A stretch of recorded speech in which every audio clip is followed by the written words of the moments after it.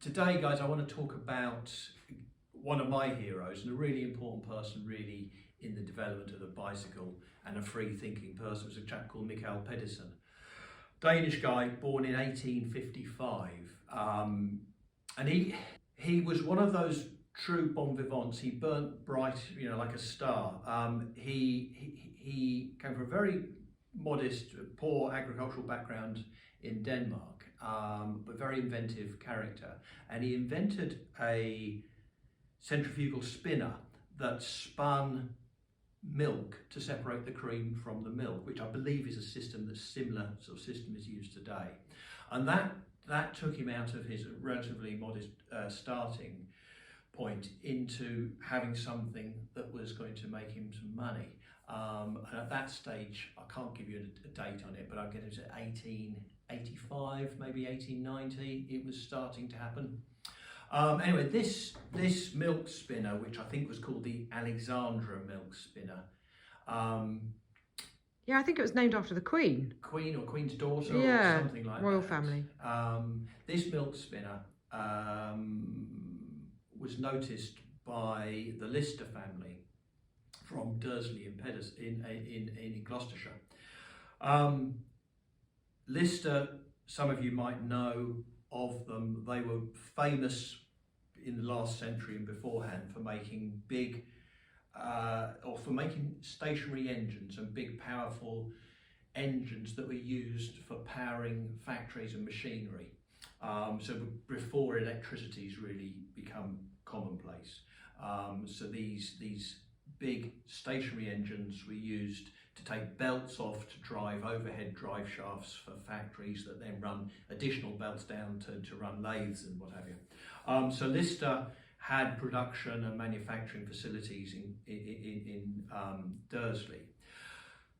They, if I think I'm right in it, they bought the rights to produce this milk separator. So Mikael Pedersen came to Dursley in Gloucestershire in 1893 to assist and advise the Lister works to produce this machine.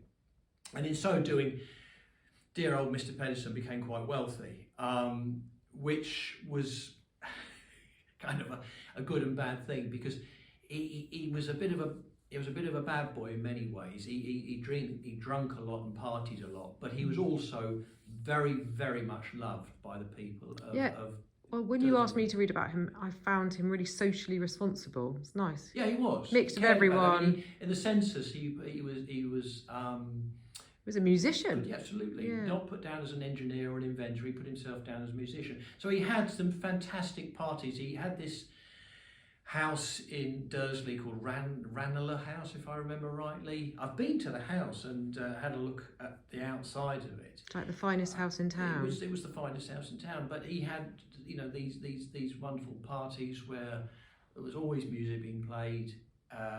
He even had a little small cycling track around his back garden. Oh, did he? He would practice cycling on. And there was,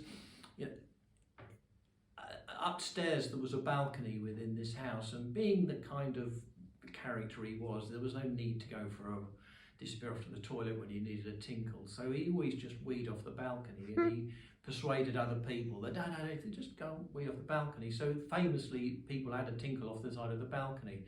And one of the things he rather liked to do when he drunk a bit more than he should be drinking was push people off mid-wee. Nice. So what a lad. Yeah, what a fun. But that said, he was very, very much loved, and I think was a very kind person, but equally, there were these sort of slightly juxtapositions with him, because he cared for people. He did not comply with society's norm. He had wealth, but he mixed up with anybody from any social background.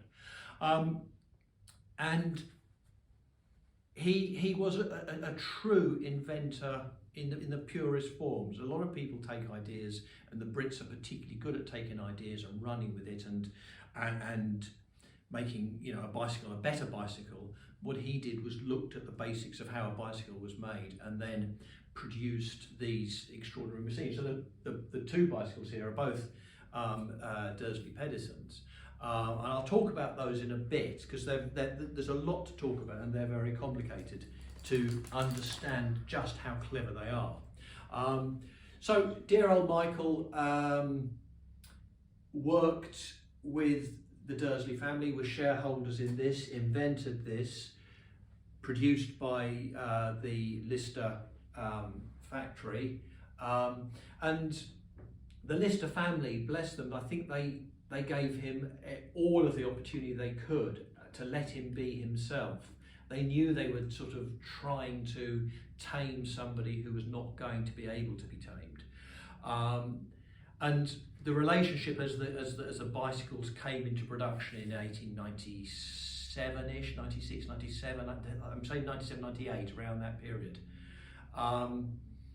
Obviously Pedersen's deeply involved in the bicycle production. Like any great inventor, he's always trying to reinvent something that they've just set up the production line to make this thing, and he wants to tweak it. So he must have been a bit of a menace.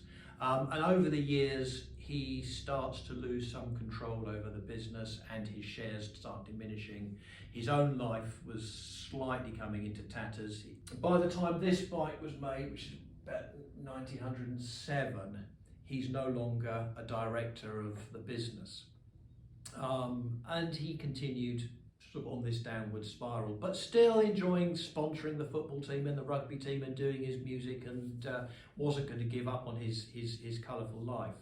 He went into the First World War with all sorts of creative ideas as to how we can improve munitions and make guns work better, but it wasn't taken up by the Admiralty.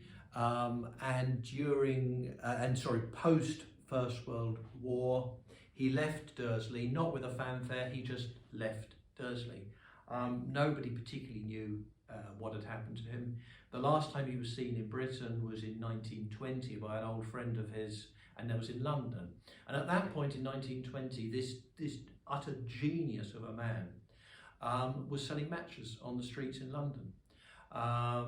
He soon after that moved back to his native Denmark and died penniless and went into an unmarked pauper's grave. What a story, what a man. That was, I think, in 1929. Wow. So it was a very sad ending to a guy. I don't think he would have been upset about it because I didn't see him in those sort of emotions. I didn't think he valued things. His legacy clearly are these bicycles and what he's done with these bicycles. Shall we go and have a look in part 2 at the bikes in detail? Yes. I think that'll be brilliant. Come back for part 2.